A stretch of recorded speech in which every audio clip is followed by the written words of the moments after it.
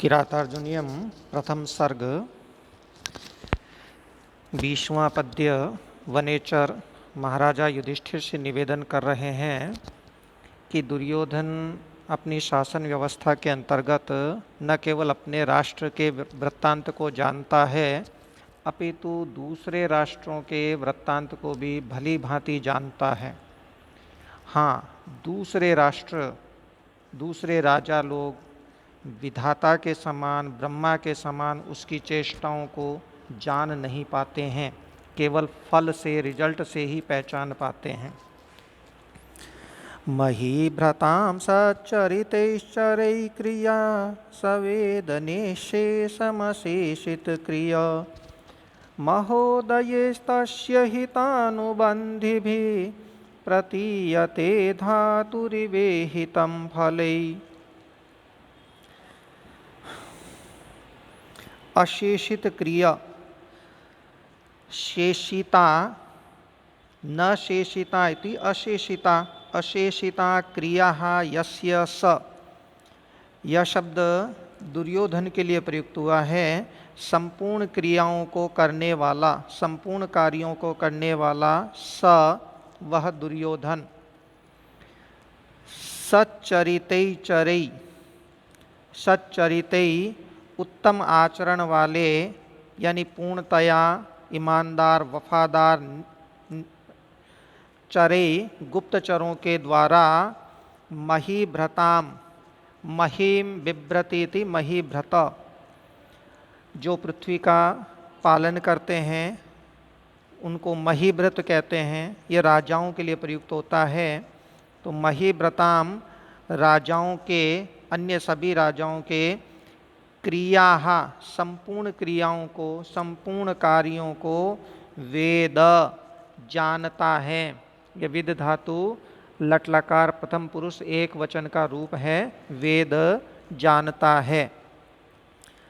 जबकि धातु इव, विधाता के समान, ब्रह्मा के समान, तस्य उस दुर्योधन की ईहितम, ईहितम चेष्टा, उद्योग, ईहितम, ईहितम चेष्टा, उद्योग को वह तो महोदयी, महान उन्नति वाले और हितानुबंधी भी फले, हितकारी फलों से, कार्य सिद्धियों के द्वारा ही प्रतीयते जाना जाता है।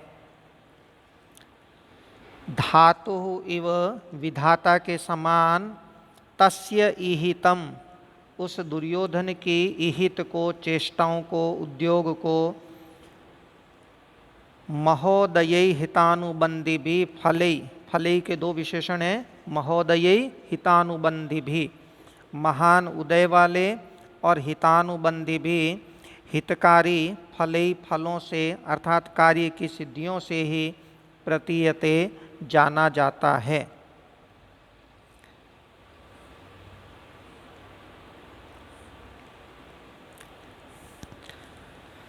न तेन सज्जं क्वचिदुद्यतं धनुकृतं न वा कोपविजीयमाननं गुणानुरागेण शिरो विरुह्यते नराधिपैर्माल्यमिवास्य शासनम्। पूर्वोक्त श्लोक में धातु इव, वहाँ उपमालंकार था। दुर्योधन की चेष्टा विधाता की चेष्टा के समान बताई गई थी। अब यहाँ भी इव का प्रयोग होने से उपमालंकार स्पष्ट है। उस दुर्योधन को कभी भी किसी को दंडित करने के लिए धनुष नहीं उठाना पड़ा, और चूंकि सभी राजा उसकी आज्ञा को माला के समान धारण कर लेते थे, इसलिए अपने आदेश का उल्लंघन देखकर उसे क्रोध से कभी मुंह भी टेढ़ा नहीं करना पड़ा। इसी का वर्णन करते हुए वनेचर कहता है, तेन, उस दुर्योधन के द्वारा, क्वचित, कहीं पर भी, कभी भी, सज्जम धनु, सज्जम धनु प्रत्यंचा से युक्त धनुष न उद्यतम नहीं उठाया गया, उसे कभी धनुष उठाने की आवश्यकता नहीं पड़ी किसी को दंडित करने के लिए। न वा अथवा न ही आननम अपने मुख को, आनन को, कोप विजयम कृतम कोप के कारण विजय टेढ़ा कृतम मने करना पड़ा, उसे अपने आदेश का उल्लंघन देखकर कभी क्रोध से मुख टेढ़ा करना भी नहीं पड़ा, क्योंकि आदेश का उल्लंघन होता ही नहीं था। गुणानुरागेण शिरोविरुह्यते नराधिपेर माल्यमिवास्य शासनम। गुणानुरागेण उस दुर्योधन के गुणों के प्रति अनुराग के कारण नराधिपेय राजाओं के द्वारा अस्य शासनम इस दुर्योधन के शासन को, इस दुर्योधन के आदेश को माल्यम इव माला के समान शिरोभिरुह्यते शिरोधार्य किया जाता था। उह्यते धारण किया जाता था, शिरो भी सिर से, अर्थात शिरोभिरुह्यते का अर्थ होगा शिरोधार्य किया जाता था। तो यहाँ उसके आदेश की तुलना, शासन की तुलना माल्य से की गई है, माल्यम से। और इव उपमा अलंकार का व्यंजक शब्द भी यहाँ है, इसलिए उपमा अलंकार यहाँ पूर्णतया स्पष्ट है।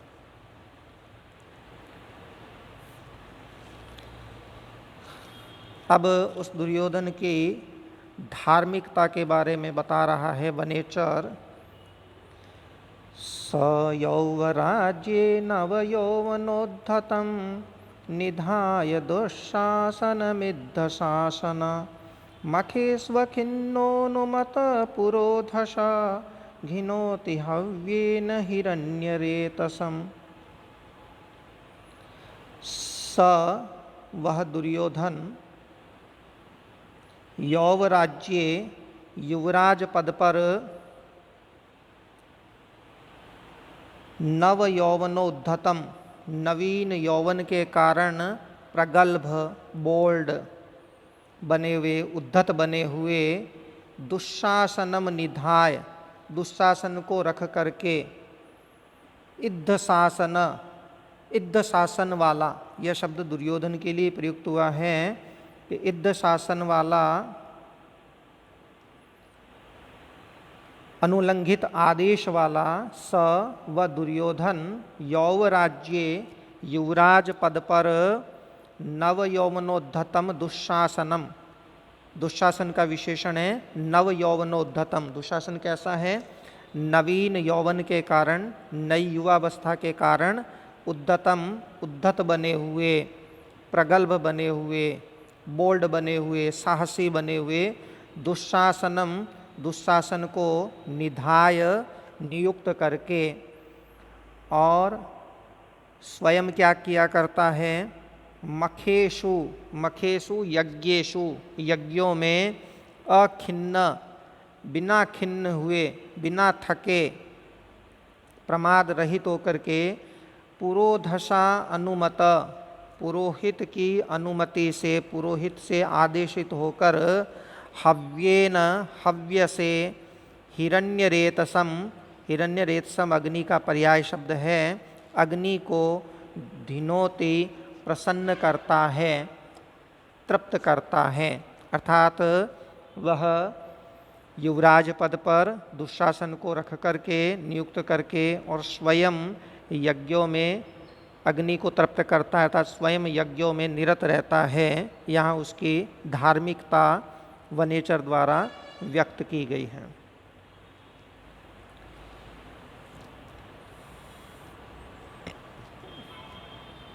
प्रलीन भूपालमपि स्थरायति प्रशासदावारिधि मंडलं भुवः सचिन्तयत्येव भियस्त्वदेष्यति रहो दुरन्ता बलवद विरोधिता, रहो दुरन्ता बलवद विरोधिता।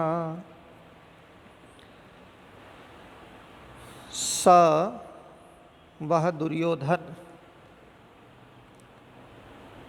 प्रशासत शासन करने पर भी, प्रशासत शासन करने पर भी, अपि का संबंध यहीं से होगा, प्रशासत अपि शासन करने पर भी, किसका? भुवा मंडलम, भूमंडल का, इस भूमंडल का शासन करते हुए भी भियः चिंतयति एव त्वदेष्यति, तुम्हारी ओर से आने वाली भिय विपत्तियों से चिंतयति एव चिंतित ही रहता है।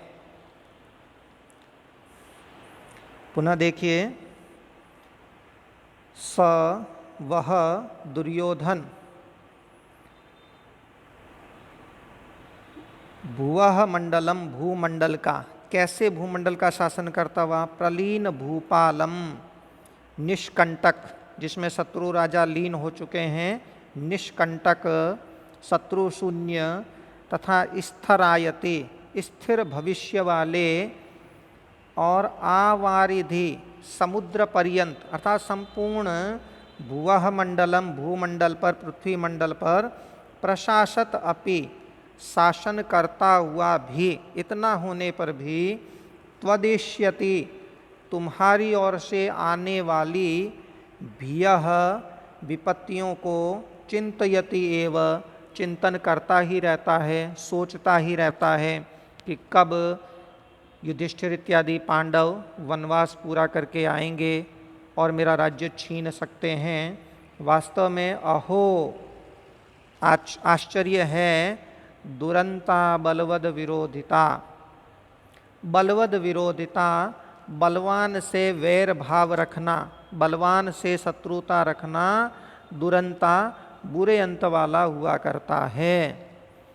यहाँ अंतिम पंक्ति अहो दुरंता बलवद विरोधिता से पहले के सामान्य का समर्थन किया गया है, इसलिए अर्थांतर न्यास अलंकार स्पष्ट हैं।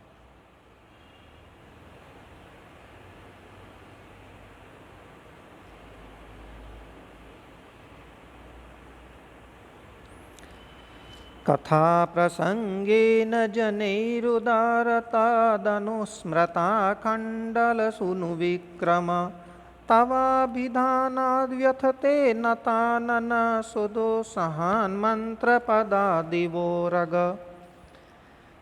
अब ये प्रश्न उठता है कि चूंकि पहले ही आ चुका है